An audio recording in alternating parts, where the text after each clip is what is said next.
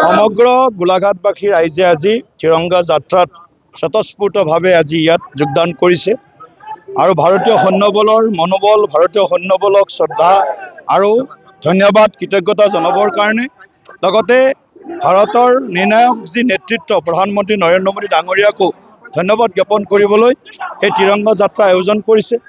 পাকিস্তানে সদায় ভাৰত বিৰোধী ষড়যন্ত্ৰত লিপ্ত হয়, ভাৰতৰ নিৰীহ লোকক হত্যা কৰে, সন্ত্ৰাসবাদ বিয়পায় আৰু তাৰ উদাহৰণ আছিল যোৱা 22 এপ্ৰিলত পেহেলগামত যি ঘটনা হৈছিল, সেই ঘটনাৰ প্ৰতিশোধ ভাৰতীয় সৈন্যবাহিনী, ভাৰতীয় নিৰ্ণায়ক নেতৃত্বই লৈছে।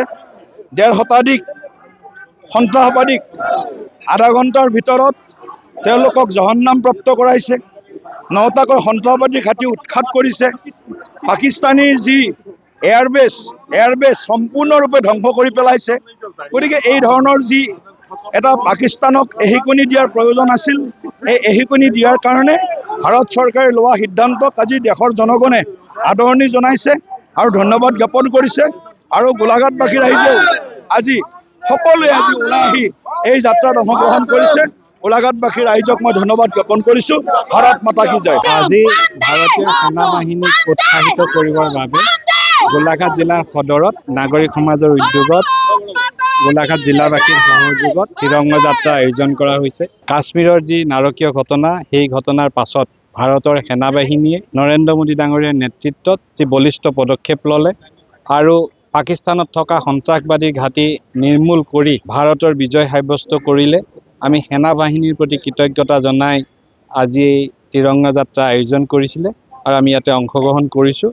আজি গোলাঘাট চহৰত অনুষ্ঠিত এই তিৰংগা যাত্ৰাত আমাৰ সন্মানীয় মন্ত্ৰী শ্ৰীযুতা অজন্তা নেওগ বাইদেউ, সাংসদ তথা বিজেপিৰ সভাপতি দিলীপ শইকীয়া ডাঙৰীয়া, কামাখ্যা তাছা ডাঙৰীয়াকে ধৰি বহু বিশিষ্ট ব্যক্তিয়ে অংশগ্ৰহণ কৰিছে। মই সকলোকে ধন্যবাদ আৰু কৃতজ্ঞতা জ্ঞাপন কৰিছোঁ। সমগ্ৰ গোলাঘাটবাসী ৰাইজে আজি তিৰংগা যাত্ৰাত স্বতঃস্ফূৰ্তভাৱে আজি ইয়াত যোগদান কৰিছে আৰু ভাৰতীয় সৈন্যবলৰ মনোবল, ভাৰতীয় সৈন্যবলক শ্ৰদ্ধা আৰু ধন্যবাদ কৃতজ্ঞতা জনাবৰ কাৰণে লগতে ভাৰতৰ নিৰ্ণায়ক যি নেতৃত্ব প্ৰধানমন্ত্ৰী নৰেন্দ্ৰ মোদী ডাঙৰীয়াকো ধন্যবাদ জ্ঞাপন কৰিবলৈ এই তিৰংগা যাত্ৰা আয়োজন কৰিছে। পাকিস্তানে সদায় ভাৰত বিৰোধী ষড়যন্ত্ৰত লিপ্ত হয়, ভাৰতৰ নিৰীহ লোকক হত্যা কৰে, সন্ত্ৰাসবাদ বিয়পায় আৰু তাৰ উদাহৰণ আছিল যোৱা 22 এপ্ৰিলত পেহেলগামত যি ঘটনা হৈছিল, সেই ঘটনাৰ প্ৰতিশোধ ভাৰতীয় সৈন্যবাহিনী, ভাৰতীয় নিৰ্ণায়ক নেতৃত্বই লৈছে। 1.5 শতাধিক সন্ত্ৰাসবাদীক আধা ঘণ্টাৰ ভিতৰত তেওঁলোকক জহন্নামপ্ৰাপ্ত কৰাইছে, 9টাকৈ সন্ত্ৰাসবাদী ঘাটি উৎখাত কৰিছে। পাকিস্তানীৰ যি এয়াৰবেছ সম্পূৰ্ণৰূপে ধ্বংস কৰি পেলাইছে।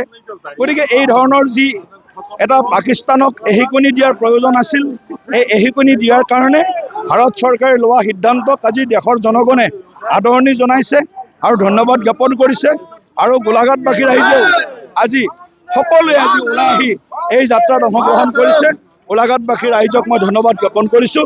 ভাৰত মাতা কি জয়। আজি ভাৰতীয় সেনাবাহিনীক উৎসাহিত কৰিবৰ বাবে গোলাঘাট জিলাৰ সদৰত নাগৰিক সমাজৰ উদ্যোগত গোলাঘাট জিলাবাসীৰ সহযোগত তিৰংগা যাত্ৰা আয়োজন কৰা হৈছে। কাশ্মীৰৰ যি নাৰকীয় ঘটনা, সেই ঘটনাৰ পাছত ভাৰতৰ সেনাবাহিনীয়ে নৰেন্দ্ৰ মোদী ডাঙৰীয়াৰ নেতৃত্বত যি বলিষ্ঠ পদক্ষেপ ল'লে আৰু পাকিস্তানত থকা সন্ত্ৰাসবাদী ঘাটি নিৰ্মূল কৰি ভাৰতৰ বিজয় সাব্যস্ত কৰিলে।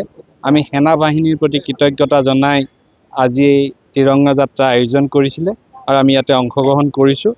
আজি গোলাঘাট চহৰত অনুষ্ঠিত এই তিৰংগা যাত্ৰাত আমাৰ সন্মানীয় মন্ত্ৰী শ্ৰীযুতা অজন্তা নেওগ বাইদেউ, সাংসদ তথা বিজেপিৰ সভাপতি দিলীপ শইকীয়া ডাঙৰীয়া, কামাখ্যা তাছা ডাঙৰীয়াকে ধৰি বহু বিশিষ্ট ব্যক্তিয়ে অংশগ্ৰহণ কৰিছে। মই সকলোকে ধন্যবাদ আৰু কৃতজ্ঞতা জ্ঞাপন কৰিছোঁ। যিকোনো খবৰৰ বাবে যোগাযোগ কৰক 7099017330 লগতে 7099017110 নম্বৰত।